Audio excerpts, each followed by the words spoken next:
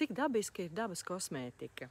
Jautāja Bauskas uzņēmuma Gusto īpašniecei Andrei Katkevičai un Līgai Elmanei. Izbijušām psiholoģiem, kuras krīzes laikā izveidoja savu kosmētikas uzņēmumu, dabas kosmētikas uzņēmumu.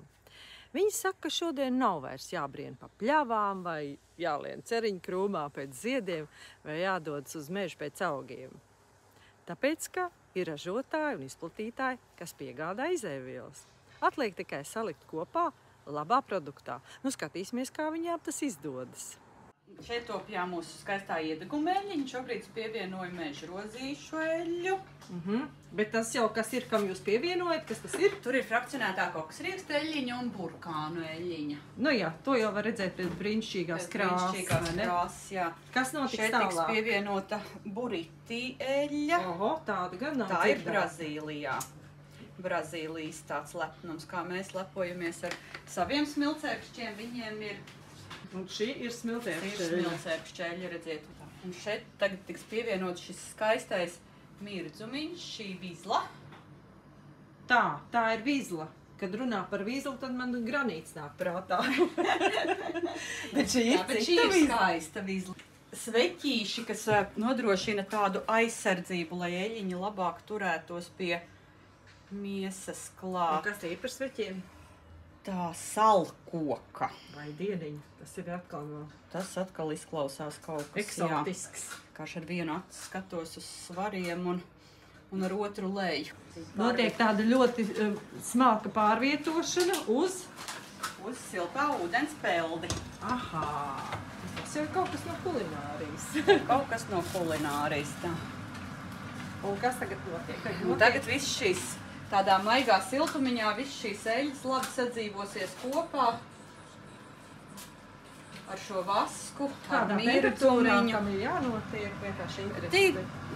Tad, kad kausē kādu krēmu, tur reizēm kaut tad eļļas kūst pie kādiem 70 grādiem, bet šeit ir mazāk. Šeit sasniegt kādi, maksimums, kādu 45 es pieļauju. Šis tāds mediatīvs process, jāskatīties, kā tas viss te kopā labi sadzīvojās. Tā jūs vārat tos skaistos kosmētikas līdzekļus, ja? Jā.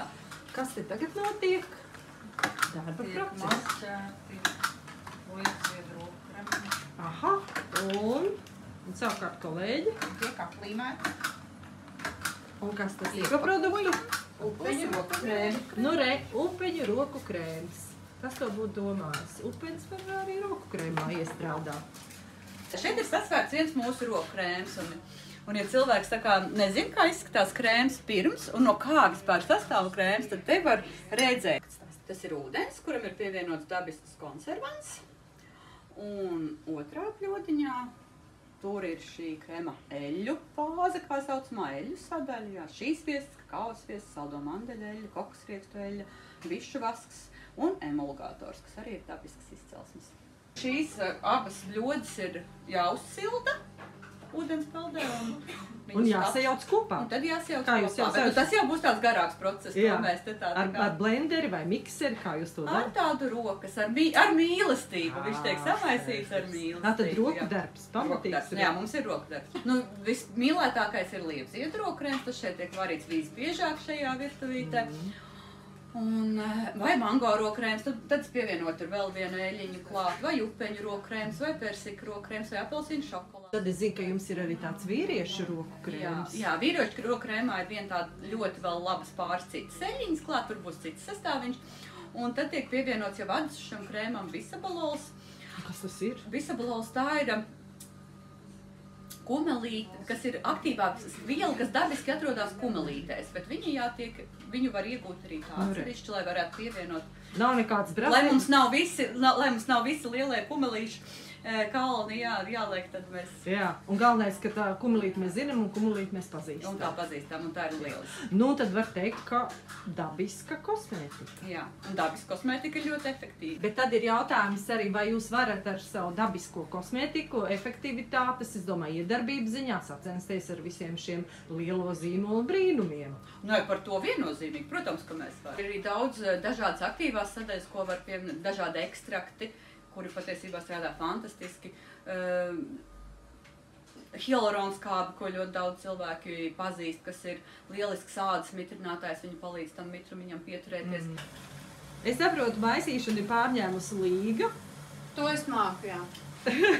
Bet es saprotu, ka jūs pārbaudat tik pa brīdim. Es gribu notestēt, jā. Vai nekas tur sanāk? Ne, tas ir pa daudz. Tu gribi, lai es tev uzlai ar siltu veļi. Pagaidām, jāpaskatās, ko jūs tur darat. Ahā, nu lūk. Tā pārbaudīšana arī notiek. Sajūta tests. Tas saucās sajūta tests. Izturēja testu. Oho, nu ir gatavs? Jā. Tad man tiek kas tālāk. Tad tai burvīgajai pudelīte. Eļļai ir jānokļūst arī pudelītē.